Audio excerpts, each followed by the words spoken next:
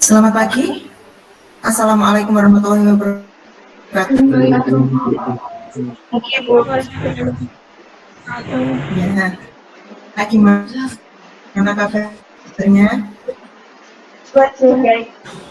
Oke, terima kasih sudah mau divaksin. Dengan demikian, kalian membantu pemerintah untuk sedikit mengurangi pandemi yang ada di negara kita. Kita awali dengan doa dulu. Siapa mau pimpin? Saya, Bu. Ya, silakan Rika. Untuk mengawali kegiatan belajar hari ini, berdoa menurut agama dan kepercayaan masing-masing. Berdoa mulai. Selesai. Terima kasih Rika sudah memimpin doa. Oke, karena kita dibagi dua, ada ganjil, ada genap, biasanya yang mengikuti. Kita biasanya absen lewat WhatsApp, dan ini nihil seperti biasanya ya. Sebelum kita mulai, seperti biasanya, ada kontrak perilaku yang biasanya kita sepakati.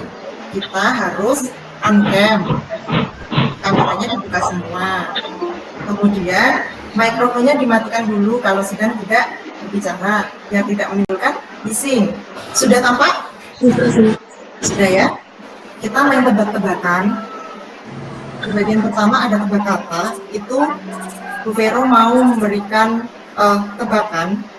Caranya nanti Bu Vero akan memberikan satu kata atau satu huruf. Kata yang pertama diawali dengan huruf B. Clue-nya adalah nama sebuah negara. Dia memiliki 7 huruf, atau mungkin disebutkan saja. Denmark, betul. Kemudian yang kedua, nggak tahu? Belanda. Bagus. Satu kali lagi ya. Singapura. Nah, bagus. Oke, sampai di sini.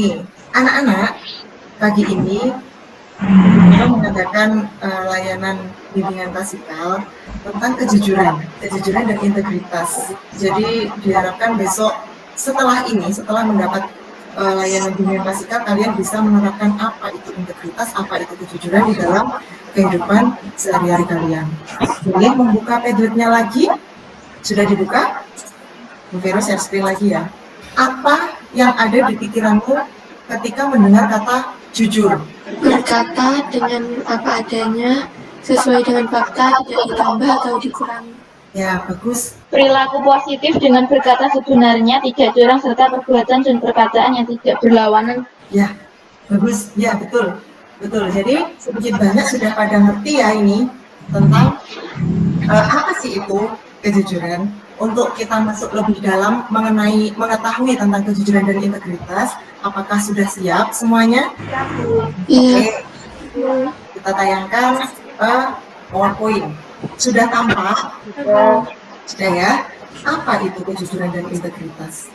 Pengertiannya, jika menurut KBBI adalah integritas itu mutu, sifat atau keadaan yang menunjukkan kesatuan yang utuh sehingga memiliki potensi dan kemampuan yang memancarkan kewibawaan. Jujur sendiri adalah lurus hati, tidak berbohong, tulus, dan ikhlas. Berdasarkan pengertian tersebut, kejujuran dan integritas itu adalah dua hal yang saling berkaitan dan saling melengkapi satu sama lain.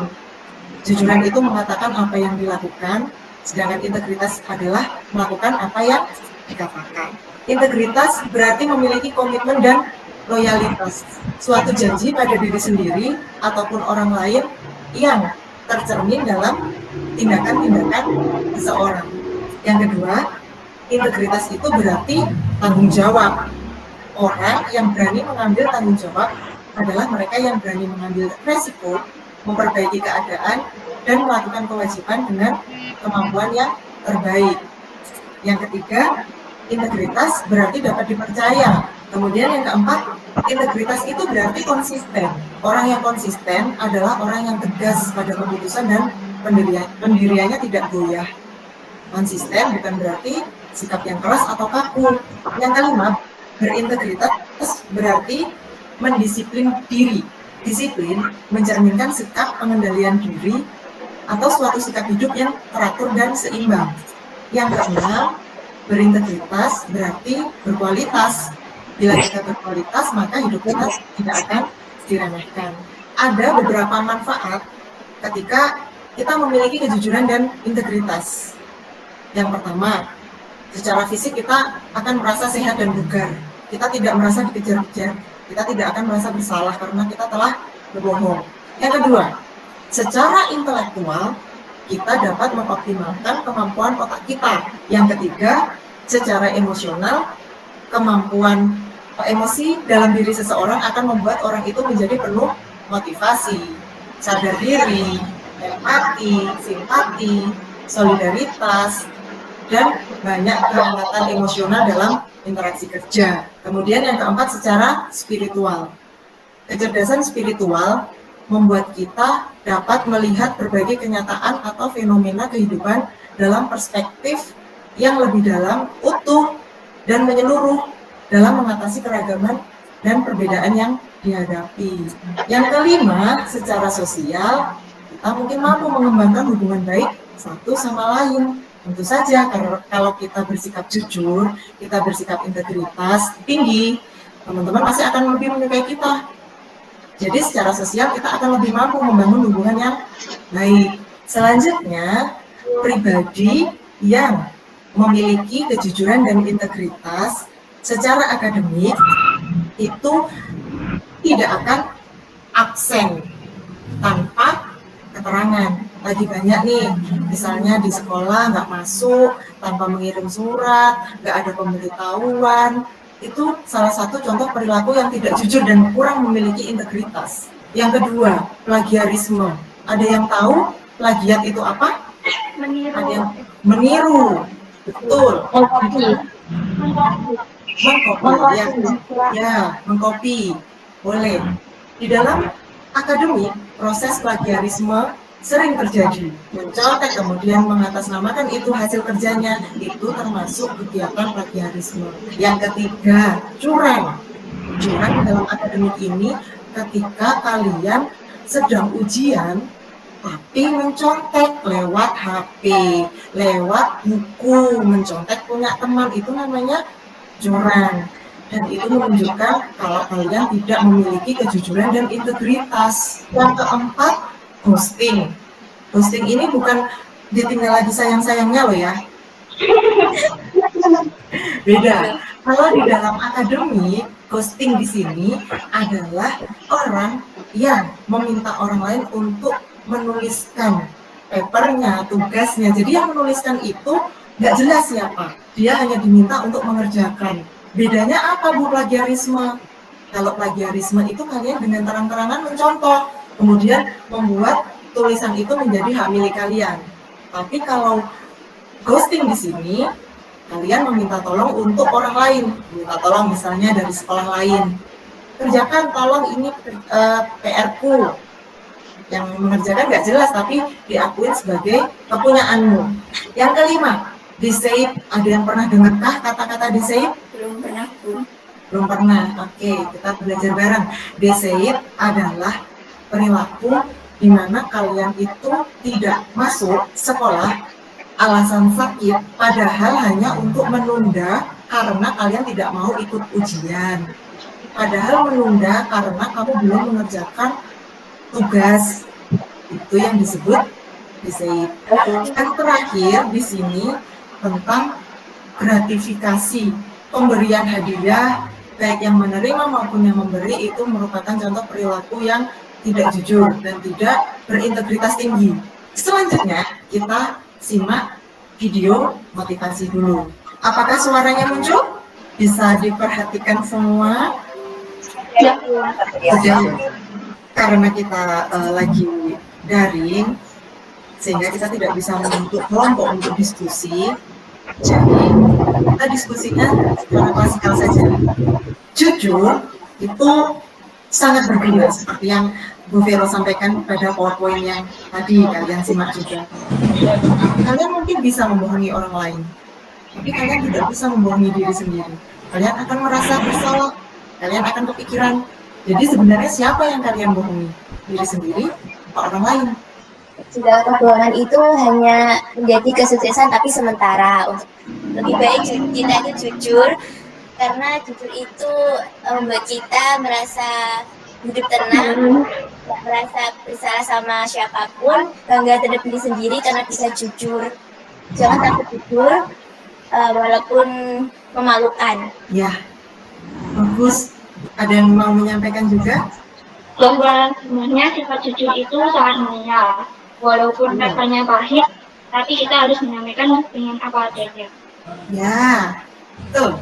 Kita harus selalu jujur, walaupun terkadang jujur itu menyakitkan. Tetapi bahagia di atas kebohongan itu nggak ada gunanya. Ya, betul. Kita flashback sebentar. Kalian ingat tadi kita tebak-tebakan tentang nama negara, ya kan? Ada beberapa negara seperti Denmark, Belanda, Singapura. Bu Vero ingin menunjukkan bahwa negara-negara tersebut adalah negara yang minim sekali korupsi. Sudah tampak? Udah, Nah, di urutan paling atas ada Denmark dan Selandia Baru. Ini negara yang paling bersih korupsinya. Kemudian ada Finlandia, Singapura, Swedia, Swiss, Norwegia, Belanda, Jerman, dan Luxembourg. Denmark dan Selandia Baru adalah negara paling bersih dari korupsi pada tahun 2020. Berdasarkan laporan Indeks Persepsi Korupsi yang disusun oleh Lembaga Pemantau Praktik Korupsi Dunia. Denmark dan Selandia Baru mendapat IPK tertinggi dari 180 negara di dunia. Kedua negara tersebut mendapat skor 88 dari 100 poin. Kemudian disusul Finlandia, Singapura, Swedia, Swiss. Sementara Indonesia menempati peringkat 102 dengan skor 37. Kalian merasa miris nggak jika ternyata negara kita tuh ada di tingkat 102 loh? Dari 180 negara loh. Bu Vero lanjut untuk share screen lagi. Tugas mandiri. Siapkan catatan. Ini judulnya bukan dirimu oleh diri sendiri.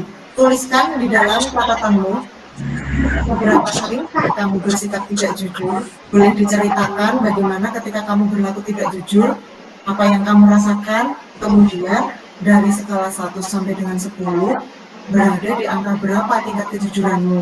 Kamu bisa menjelaskan mengapa kamu memilih angka tersebut. Jadi dari skala 1 sampai 10 itu, angka 1 menunjukkan ketidakjujuran, angka 10 menunjukkan sangat jujur. Setelah ditulis di buku catatan, silahkan kalian foto. Nanti kita kumpulkan di WhatsApp ya. Dari angka 1 sampai dengan 10, berada di angka berapa kalian? Boleh on cam kemudian menunjukkan dengan jari. 7, oke, boleh. 6. Berisi ajakan tentang kejujuran. Selesaikan dalam waktu 1 minggu. Kemudian upload di media sosial Instagram kalian, tag Bu Vero. Waktunya 1 minggu ya. Oke. Tiba kita di penghujung kegiatan layanan. Dari kegiatan layanan yang sudah kita lakukan hampir 1 jam ini tadi. Jadi kejujuran, Bu Vero menambahkan ya, kejujuran dan integritas itu adalah dua kata, 2 hal, tapi saling berkaitan satu sama lain. Dan juga harus memiliki integritas, di mana integritas itu ada di dalamnya adalah konsistensi untuk melakukan sikap jujur tersebut. Dan kita sebagai generasi muda harus mempunyai sikap jujur sebagai pedoman kita nantinya dalam bekerja, dalam bermasyarakat, semuanya. Dari paparan materi yang Bu Vero sampaikan dan paparan tentang korupsi yang ada di dunia ini tadi, Bu Vero boleh menyampaikan bahwa negara kita itu tidak kurang orang pinter. Negara kita kurang orang jujur untuk membangun. Untuk selanjutnya, 1 minggu yang akan datang jangan lupa posternya diselesaikan, diupload. Kemudian setelah ini Bu Vero akan membagikan link Google Form untuk membuat evaluasi kegiatan kita hari ini. Sampai sini, sampai jumpa minggu depan. Kita akhiri ya. Yang doa dulu. Siapa mau membantu? Untuk mengakhiri pelajaran hari ini, mari kita berdoa menurut agama masing-masing. Berdoa mulai. Selesai. Sampai jumpa minggu depan. Bu Vero akhiri. Assalamualaikum warahmatullahi wabarakatuh. Warahmatullahi wabarakatuh. Ya.